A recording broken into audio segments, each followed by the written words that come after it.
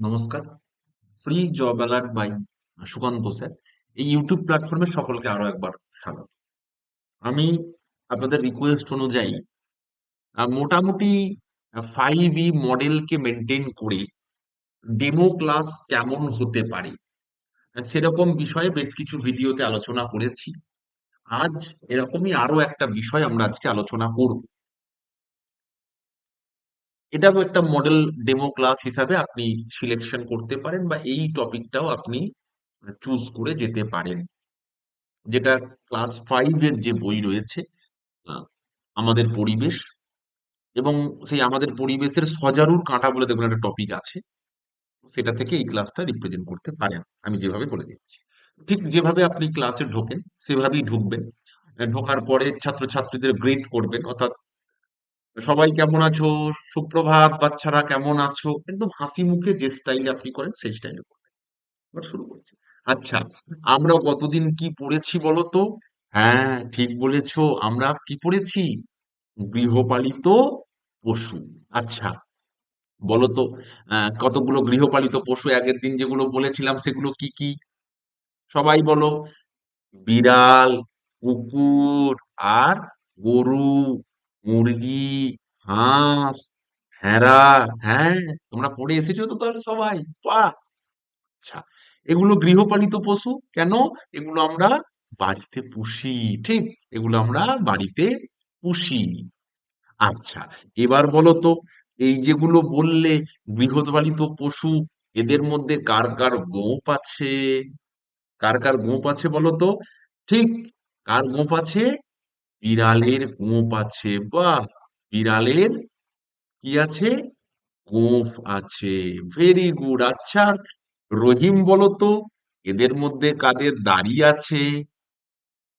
ছাগলের। বাহ! ছাগল দেখেছো তোমাদের বাড়ির পাশে? ছাগলের দাঁড়িয়ে আছে। বাহ!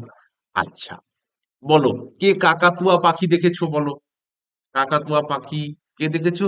ও, রিনা দেখেছো? আচ্ছা, বলো তো, এই কাকাতুয়ার কি আছে বলো তো?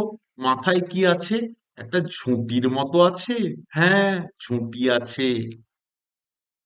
আচ্ছা, আমাদের এই দেখো, আমাদের হাতে, এই মানুষের হাতে কি আছে বলতো?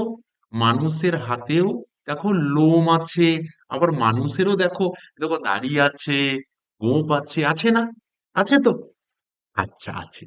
এগুলো তাহলে আমাদের কি বলতো? এগুলো আমাদের লোম, তাই না? লোম। আচ্ছা, তোমাদের তো এবার শীতকালে আমরা বর্ধমানে সেই পার্কে বেড়াতে নিয়ে গেছিলাম। নিয়ে গেছিলাম না? আচ্ছা, নিয়ে গেছিলাম। ওখানে দেখেছিলে? গন্ডার ছিল। ছিল গন্ডার। হ্যাঁ, গন্ডারের সিং ছিল।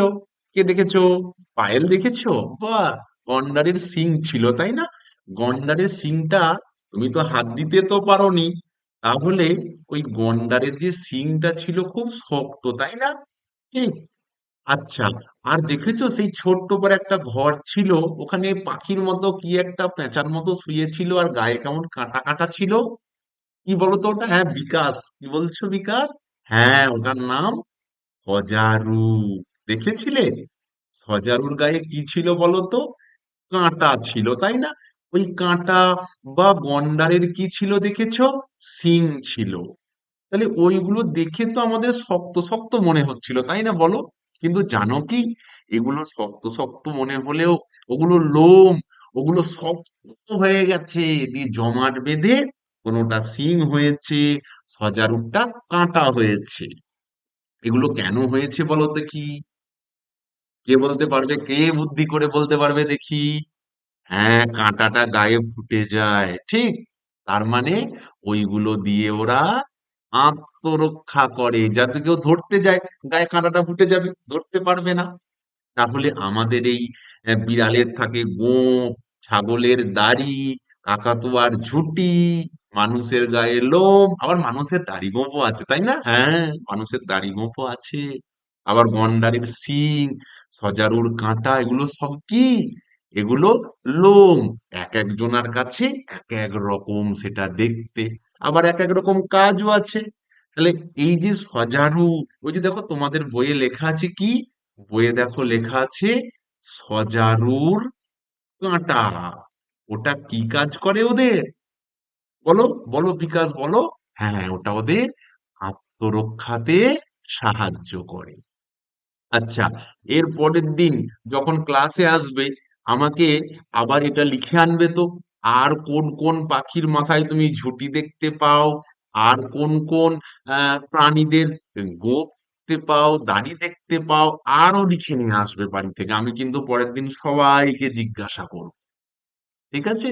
তাহলে আজকে এখানেই শেষ করলাম। কি শিখলাম আমরা আজকে? সজারুর কাঁটা। এই কাঁটাটা আসলে কি? এটা লোম। বাহ, ভেরি গুড। এটাও আপনি একটা ডেমো ক্লাস হিসাবে 5 মিনিটের মধ্যে রিপ্রেজেন্ট করতে পারেন, এবং বাচ্চাদের এনগেজমেন্ট করে বেশ রিপ্রেজেন্টেশনটা খারাপ হবে না। যদি মনে করেন পরিবেশের নিয়ে কিছু আপনাকে হঠাৎ করে একটা পড়াতে বললো, বা আপনাকে পরিবেশ ক্লাস 5-এর কিছু একটা পড়াতে বললো, এই টপিক খানি দেখতে পারেন। পরবর্তী ভিডিও নিয়ে আবারও কোনো একটা টপিকে হাজির হব নিয়ে। ততক্ষণ সকলে ভালো থাকবেন। নমস্কার।